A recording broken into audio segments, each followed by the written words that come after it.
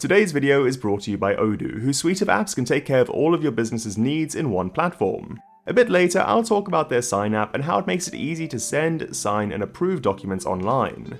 But before that, we need to talk about London's DLR, or Docklands Light Railway, and the plans that may mean we're about to see this system get even bigger. Since it opened in the 1980s, the DLR has grown to basically become the backbone of East London's transport network. The system began with just two routes, one from Tower Gateway to Island Gardens and another from Stratford to Island Gardens.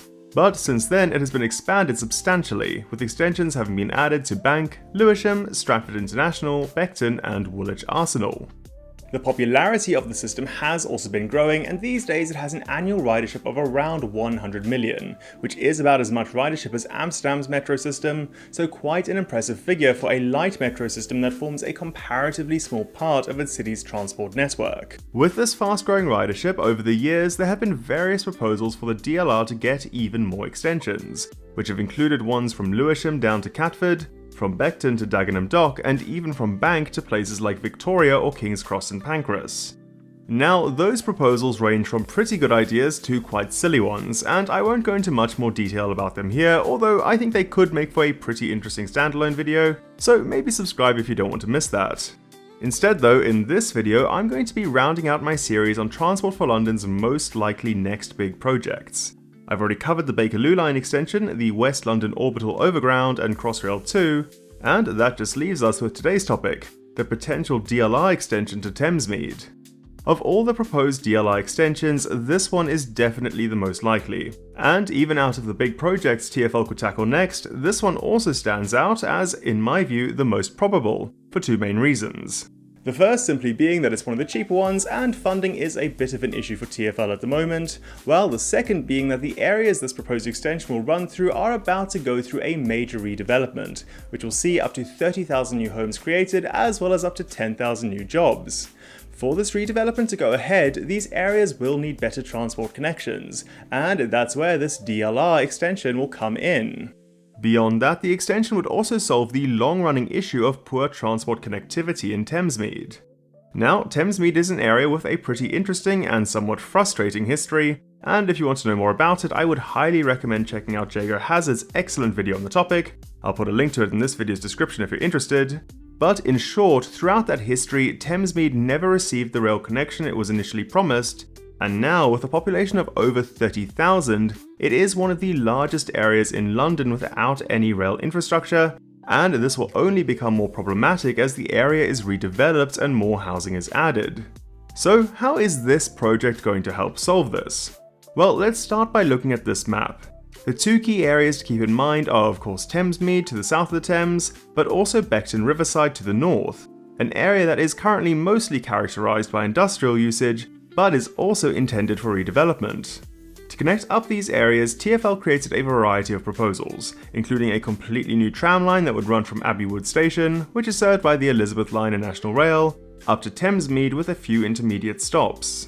There was also a proposal to extend the Suffragette Overground line, which would have seen their line continue from its current terminus at Barking Riverside, to cross the Thames for a new station at Thamesmead, and then on further to either Abbey Wood for a connection with the Elizabeth line and National Rail, Woolwich Arsenal for a connection with the DLR in addition to connections with the Elizabeth line and National Rail, or Belvedere, which would provide a National Rail interchange.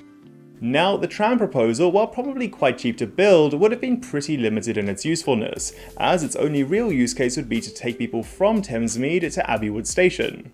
Perhaps if it were extended further south though, it could have connected with more lines to start creating a broader tram system in southeast London, much like what Tramlink has done for the areas around Croydon.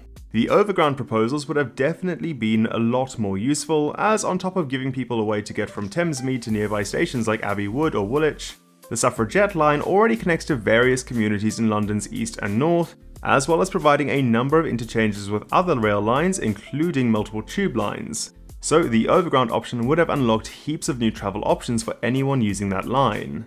That said, being heavy rail, the overground option would also probably have been the most expensive. It would likely involve a new tunnel needing to be built under the Thames, as well as the rebuilding of the very recently opened Barking Riverside station. But, of course, as you may have noticed, an issue with both the overground and tram options is that neither would help serve the newly planned community in Beckton Riverside, which is one of TfL's goals with the project. Now, before we dive into the DLR options, it's worth taking a step back to appreciate the complexity of large infrastructure projects like this. Just imagine how many contracts will need signing and how keeping track of them all could be a pain.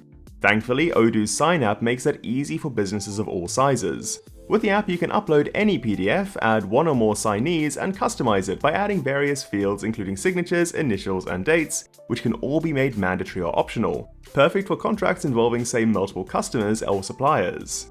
When you're done customizing, just enter the recipient's emails and optionally add a message, set a deadline, or even set up automatic reminders. Once sent, signees can access the document from any device and sign in a few clicks by typing, drawing, or uploading their signature, all of which are compliant with electronic signature standards in over 100 countries.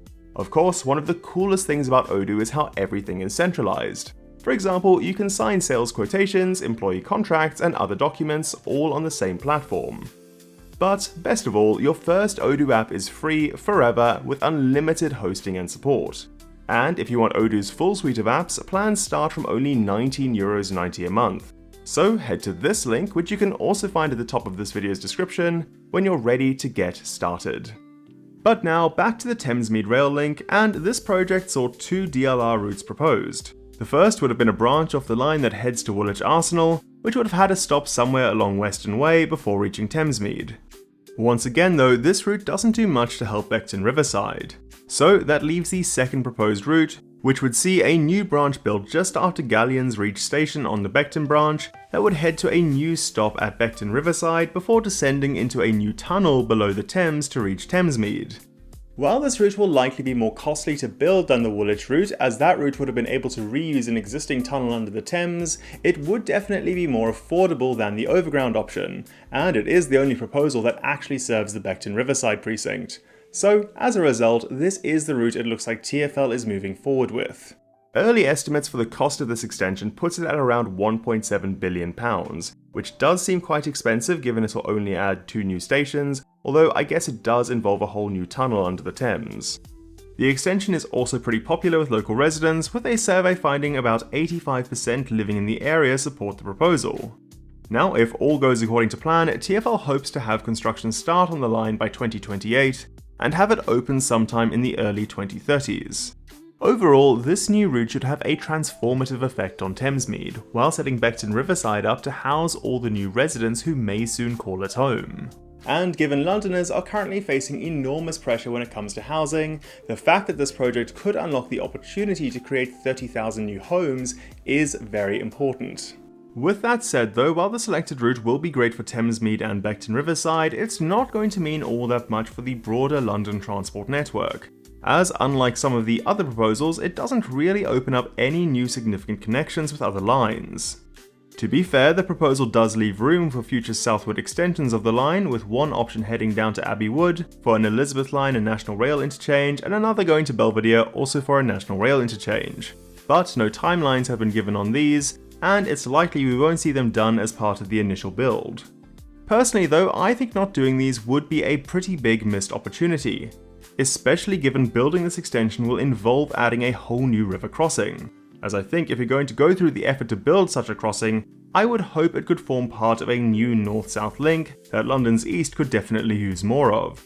If we take a moment to think about it, if the line were to be built to Abbey Wood, for example, suddenly people from not just Thamesmead, but large parts of East London would now get a new connection with the Elizabeth line, though this DLR line already has one at Custom House, as well as the various national rail services that run through Abbey Wood, which includes Thameslink and South Eastern services to places like Luton, Dartford, Rainham, and more.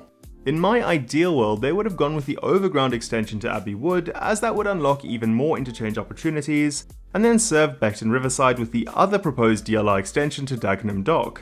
But that would obviously be quite costly, so I think this DLR option is a decent compromise as long as it does end up going to Abbey Wood. Now, that is just my view, but if you guys have any thoughts about the various proposed routes, do leave them in the comments, as I'd be interested to see how they compare with mine. Another option I don't see getting talked about all that much is a potential ferry service. The current Thames Clippers service has a stop literally just across the river at Barking Riverside, so as a cheap and short-term solution to Thamesmead's transport woes, I feel like a ferry pier could be built and connected to the same line that runs to Barking Riverside. The ferry journey times to central London may be a bit long, and the current service only operates half-hourly, which I think should be improved, but this would provide at least an interim transport solution, especially if a system was put in place to make its prices more reasonable for locals commuting via it. Plus, I just think it would be nice to see London making better use of the Thames as a mode of transport. But regardless, I think the DLR extension to Thamesmead is a pretty likely candidate for London's next major rail extension. It's relatively affordable, it finally addresses Thamesmead's lack of transport, and is an important prerequisite for the construction of some much needed new housing. However, what it should also be, at least in my view, is a new key connection between East London's north and south, one that can unlock new travel opportunities for people who live in these regions and beyond.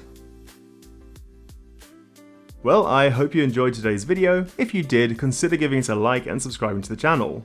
If you want to support the channel, check out my Ko-fi, it is always appreciated. And if you want to find me on other platforms, my Instagram is @city.moose and my Twitter/X is @city_moose1. I'm not doing much with either account at the moment, but I may in the future. With that all said though, I'm Kyle, aka City Moose, and as always, thanks for watching.